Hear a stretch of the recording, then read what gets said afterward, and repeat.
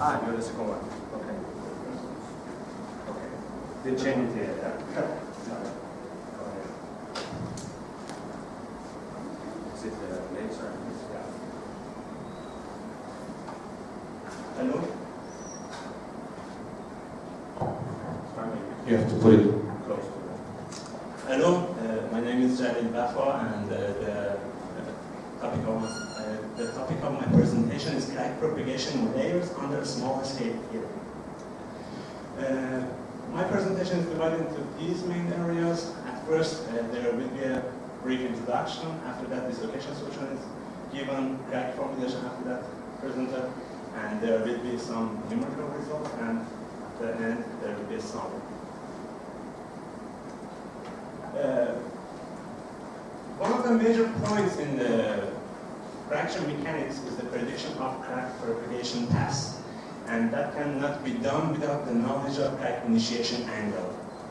And shape and size of plastic zone around the crack tip was used by many researchers to find the crack initiation angle. But these researches are restricted to very, very simple cases, such as infinite plane with a single crack in it, or when we haven't infinite planes, such as half plane or layers, only singular terms are used to plot the plastic origin.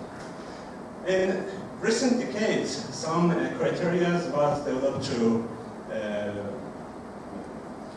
get the angle the crack initiation angle. Some of them are presented here. There are very famous MTS criteria, M criteria, S criteria. These are used for brittle fracture, and one example for ductile fracture is presented here. Our work is to find a way to plot or get a plastic zone around crack tip, and that's used to find crack initiation angle. First, we must find dislocation solution. Our problem is completely two-dimensional, so displacement and stress components are all in plane. The thickness of layer is h assumed, and we put a dislocation, ultra-h dislocation at this layer. Various vector components are Bx and By assumed, and these are respectively are Klein and Klein components of dislocation.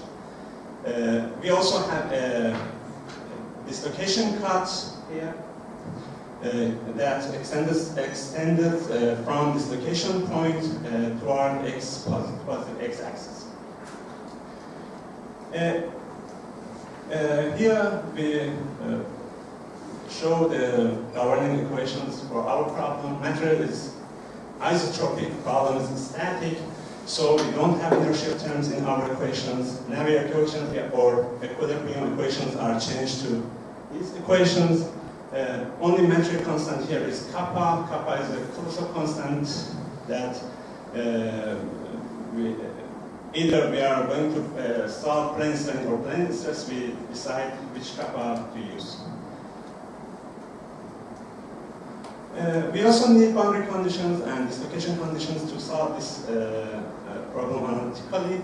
Dislocation conditions are shown here. As you can see, U and V displacement components in plane components of displacement have jumps at the dislocation point. We also need continuity conditions. They are presented here. These continuity conditions are along the crack dislocation range cut. We also need boundary conditions. Our layer is totally traction free. Bottom and low upper face don't have traction at all. So we have at summary 8 conditions that must apply to our problem. So we divide our region into 2 parts, lower part and upper part, and we need these 8 conditions to solve our problem. We use complex Fourier transform to change PDE to ODE, system of ODE. After solving this ODE, we can get three components of a stress field that are in linear relation of Bx and By. These are components of dislocation.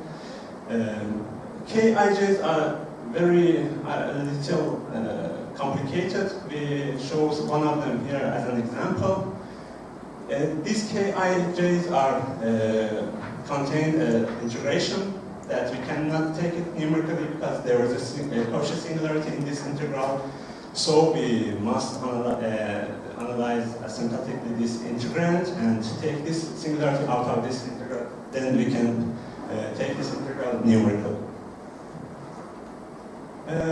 After solving dislocation, we can now formulate a crack, a layer with multiple cracks in it.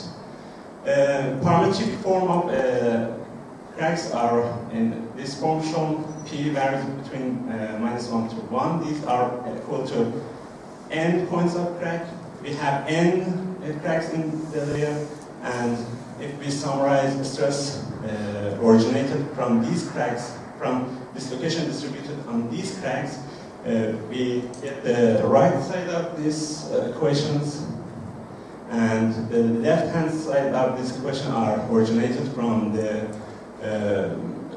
stress components originated from external loads. This summation shows the summation over n cracks, and integration over -1 to 1 is covers the whole length of crack. To solve this system of singular integral equations, we must discretize these equations into algebraic equations. We use zeros of Chebyshev polynomials for this. We also have a unique answer to these equations. We need complementary equations. These complementary equations are closure conditions. That means each embedded crack in the layer have two closure conditions, one for X component and one for Y component of dislocation. After solving this system of integral equations, we get distributed dislocation densities, and we can use that to get a stress field everywhere in the layer. This summation includes the effect of each crack, and the sigma ij bar is the external load components of a stress field. Then we want to plot the plastic region of around crack tip. So we have to use criteria for this. Because our material is isotrope, we use Formulation here. In plane stress condition, Formulation formulation is like this. If we put the components of a stress field from here into this equation, we can find a contour around crack tip that shows us the plastic region shape. So here I summarize the solution method. First we have a dislocation solution. After that, singular integral equations constructed, and we solve them numerically. After that, dislocation densities are obtained, and we use them to get a stress field. And after a stress field, we can use one of the criteria, for example, Formulation, and get the plastic region. With this method, we can say we have real plastic zone around crack tip. Of course, the analysis is linear elasticity, and we know that there is almost every time plastic zone here, but we have the assumption of infinitesimal yielding criteria, and because of that, this solution is not far from real plastic zone.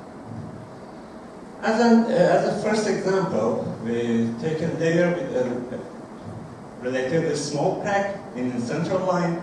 The crack length is 1/5 of layer thickness. We have a normal stress, normal traction on layer boundaries, 1/10 of sigma yield, and we get plastic region at the solid line. There is also another line here, is the dashed line. This line is get from singular terms of solution. So there is a little discrepancy between these two diagrams, and this generates from non-singular terms that it shows it's very exact. Also, we have other character here. R shows the size of plastic zone. R here is 8/10,000 of H. This shows the plastic region is very, very small compared to layer thickness. And the smallest scale yielding is acceptable here. We have our own criteria for crack initiation angle. This can be set like this. Crack propagates along the short line joining the crack tip to the boundary of the plastic region where tangential stress is tensile. In the right, in the left hand, the tangential stress is compressional, and we don't need these points. But at the right side, tangential stress is tensile, and the closest point to the crack tip is on the line along the crack. And of course, we know the crack initiation angle is 0 for this example, and we use this fact. As a second example, we have a crack in horizontal crack in layer. Its length is half the layer thickness. We choose 3 values for y,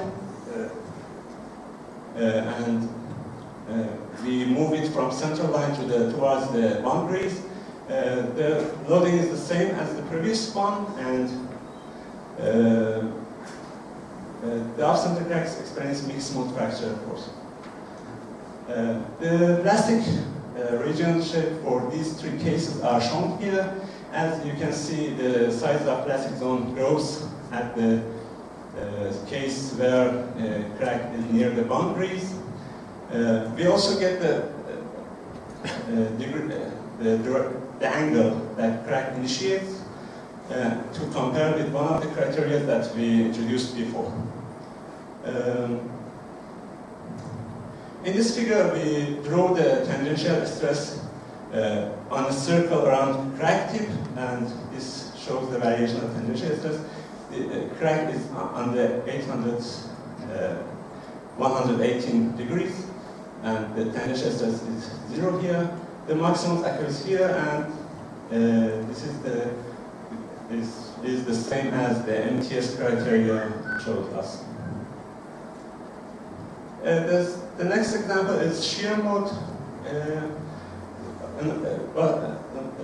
Crack length is half H, and this time we have shear on the boundaries, and the value of it is 1/10 of sigma yield. This time we have 2 values for y. The fraction mode here is mode 2, and again we have here solid line and dashed line. Dashed line show the plastic region obtained from singular terms. There is very little discrepancy between these 2 graphs, and for y equal 5h/6, there is a little orientation for crack zone. Another example is for rotated cracks. Alpha takes 3 values in this example. Our loading is mixed of normal and shear loads. These are plastic zones for these 3 cases.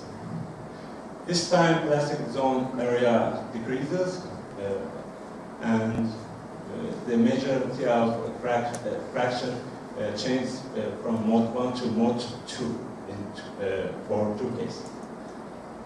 And at last, the interaction between 2 cracks are shown here. One of the major important abilities of dislocation density distribution is that we can handle a layer with multiple cracks. Here is an example of this. Crack lengths are H, half H. The loading is like previous one. And this figure shows the plastic region for 2 tips near each other. We obtain the angle for crack initiation for these 2 cracks. As you can see, these are opposite direction in 2 parallel lines. As a summary, I can say we used distributed dislocation technique to solve a layer with multiple cracks. We used Formulation's yield criteria to get plastic region around the crack tip. And because we use a small scale yielding crack condition, this can be used for brittle fracture. And we know that we use both singular and non-singular terms to obtain this plastic region. Thank you for your attention.